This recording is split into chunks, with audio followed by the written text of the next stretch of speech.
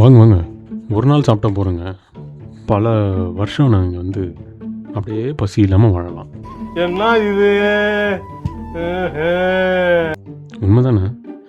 இது சொன்னால் எவனும் நம்ப மாட்டான். என்ன பண்ணுறது, என்ன பைத்தியான்றான். இருங்க பாய், இப்போ ஃபுல்லாக ஃபோன் நம்பரை பிடிச்சி எல்லாம் என்னங்க உண்மைதாங்க, ஒரு நாள் சாப்பிட்டா போகிறோம். ஒரு நாள்னா என்னென்னா ஒரு வேளை ஜஸ்ட்டு சாப்பிட்டா போகிறோம். நீங்கள் வந்து வாழ்க்கை முழுக்க சூப்பராக வாழலாம். நம்ப மாட்டுறீங்களா? இந்த வீடியோக்குள்ளே வாங்க, நிறைய விஷயங்கள் சொல்கிறேன் ஆன்மீகத்துக்கு சம்மந்தப்பட்டு. வாங்க வீடியோக்குள்ளே போகலாம். Bro, it's very wrong, bro. என்னடா அது, ஒரு நாள் சாப்பிட்டா இவர் வந்து வாழ்க்கை முழுக்க வாழலான்றாரு. அதுதானே நீங்களும் ஆசைப்பட்றீங்க? உண்மைதானுங்க.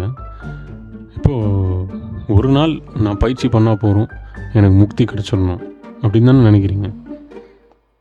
அப்போ நான் சொன்னதில் ஒன்றும் தப்பு இல்லையா? பைத்தியக்காரத்தனமும் இல்லையே? சாப்பாடுக்கும் அதுக்கு என்னங்க லிங்க்கு அப்படின்னா, உன் ஆத்மாவுக்கு சாப்பாடு கிரியா யோகம், உன்னுடைய உடலுக்கு சாப்பாடு day to day life's food. அப்போ நீ வாழ்கிற வரைக்கும் சாப்பாடு எப்படி தேவையோ, வாழ்கிற வரைக்கும் கிரியா யோகம் தேவை. இது வந்து பல பேர் லாஜிக்காக சொன்னதை ஏற்றுக்கிறான். இந்த மாதிரி சொன்னதை ஏற்றுக்கிறேன்.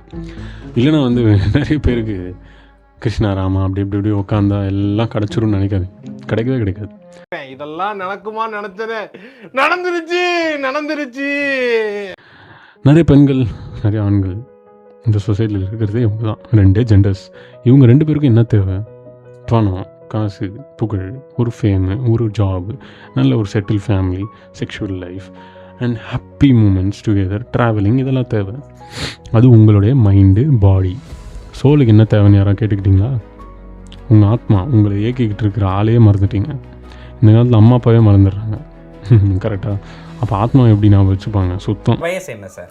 Life begins at 40. அறிவே இருக்குது, எட்டவே எட்டது. சுத்தமாக உங்கள் காலி தான்.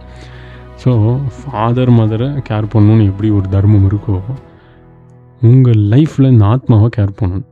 இந்த ஆத்மா தான் எல்லாமே.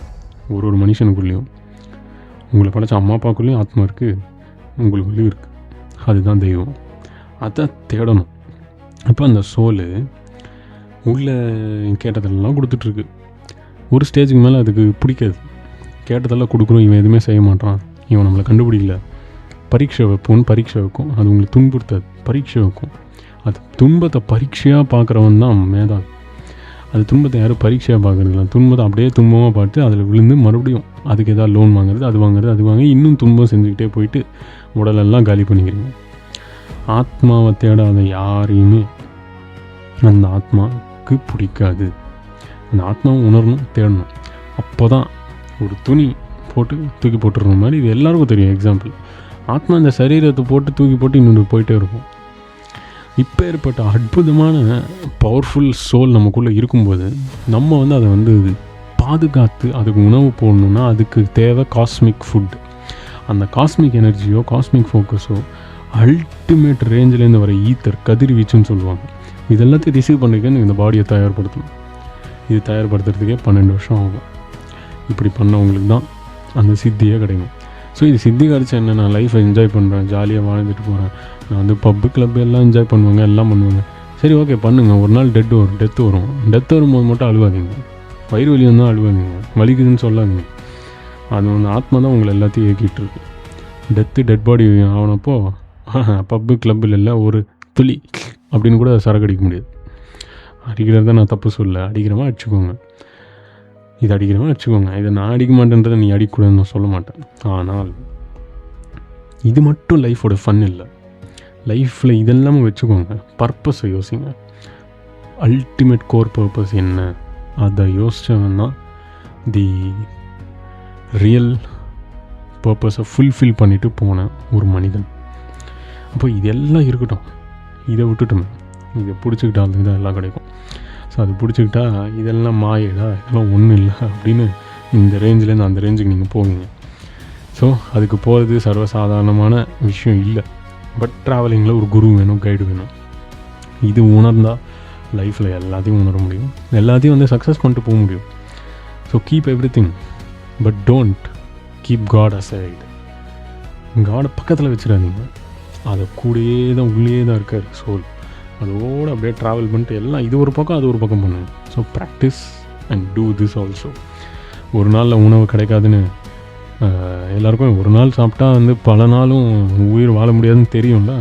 அந்த மாதிரி ஒரு நாள் பண்ணிட்டு இது விட்டுட்டா எல்லாம் கிடைக்காது. ஒவ்வொரு நாள்லேயும் ஒரு வேலையாவது 10 நிமிஷமாவது இது செய்யணும்.